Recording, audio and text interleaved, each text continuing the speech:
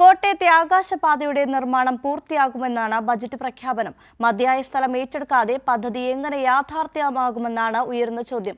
പൂർത്തീകരണത്തിന് പ്രഖ്യാപനമല്ലാതെ പണം നീക്കിയും വെച്ചിട്ടില്ല. എനിക്ക് പിന്നിൽ കാണുന്ന ഈ ആകാശപാതയുടെ പണി പൂർത്തിയാക്കുമെന്നാണ് ബജറ്റിലെ പ്രഖ്യാപനം. വർഷങ്ങളായി നഗരമധ്യത്തിൽ പാതി പൂർത്തിയായ ഈ പദ്ധതി തുടർച്ചയില്ലാത്ത അവസ്ഥയിലായിരുന്നു. മതിയായ സ്ഥലം ഏറ്റെടുക്കാതെ പണി തുടങ്ങിയതാണ് നിർമ്മാണം പാതി വഴിയിൽ നിലയ്ക്കാൻ കാരണം.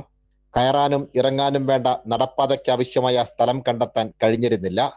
ബജറ്റിൽ പണി പൂർത്തിയാക്കുമെന്ന പ്രഖ്യാപനം വന്നെങ്കിലും സ്ഥലമേറ്റെടുക്കൽ പ്രധാന വെല്ലുവിളിയാണ്. പണി പൂർത്തിയാകുമെന്ന പ്രഖ്യാപനത്തോട് ജനങ്ങളുടെ പ്രതികരണം ഇങ്ങനെ: ഇതിപ്പോൾ 5-10 വർഷമായിട്ട് ഇങ്ങനെ കിടക്കുക. 10-11 വർഷമായെന്ന് തോന്നുന്നു. അതിപ്പോൾ എങ്ങനെയാണെന്ന് സർക്കാർ ബജറ്റിൻ്റെ ഒന്നും നമ്മൾ അറിഞ്ഞില്ല. എങ്ങനെയാണെന്നുള്ളത് ഇപ്പം ഉടനെ ഉണ്ടാകുന്നു. ഇത് കഴിഞ്ഞ ഈ സർക്കാർ വരുന്ന സമയത്ത് പറഞ്ഞായിരുന്നു, പുതുക്കി പണിയുമെന്ന് പറഞ്ഞായിരുന്നു. പൂർത്തിയാക്കുന്നത് നല്ല കാര്യമാണ്.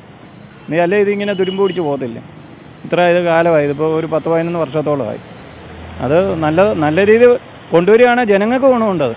അങ്ങോട്ടും ഇങ്ങോട്ടും പാസ് ചെയ്യാനും ഒക്കെ ആയിട്ട് ഒത്തിരി നല്ല കാര്യമാണ്. കാലപ്പഴക്കം മൂലം തൂണുകൾ തുരുമ്പെടുത്ത നിലയിലാണ്.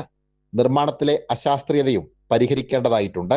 നിർമ്മാണം പുനരാരംഭിക്കും മുമ്പേ പദ്ധതിക്ക് ആവശ്യമായ ഭൂമി ഏറ്റെടുക്കുക എന്നുള്ളതാണ് പ്രാരംഭമായി ചെയ്യേണ്ടത്. എങ്കിൽ മാത്രമേ ആകാശപാത യാഥാർത്ഥ്യമാവൂ.